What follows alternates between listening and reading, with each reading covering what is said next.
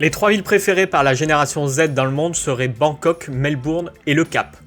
C'est le résultat d'une grande enquête menée par Time Out auprès de plus de 18 000 jeunes de 18 à 30 ans.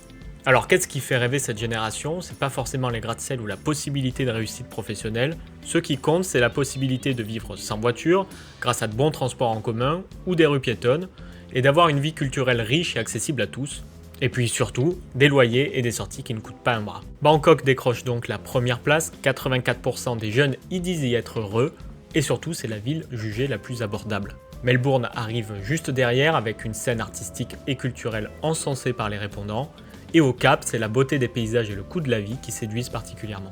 Les villes européennes et américaines ne sont pas sur le podium, mais dans le top 10. On y trouve notamment New York, capitale de la vie nocturne, Copenhague, modèle de ville calme où tout se fait à vélo, Barcelone, saluée pour sa diversité, Édimbourg, championne des espaces verts, puis Mexico, ultra abordable et joyeuse, et enfin Londres, imbattable pour sa culture générale, et Shanghai, qui décroche la palme des transports publics, pour compléter ce top 10. Et Paris alors? Elle n'est pas dans le top 10, mais elle reste bien placée, 13e au classement mondial, devant Berlin, Séville ou Lisbonne.